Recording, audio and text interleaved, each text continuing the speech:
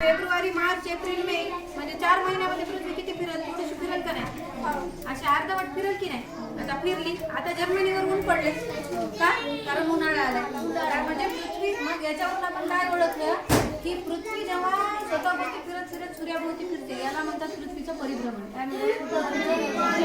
आणि पृथ्वी जेव्हा परिभ्रमण करत असते त्या एक परिभ्रमण करण्यासाठी पृथ्वीला किती वेळ लागते? 1 वर्ष.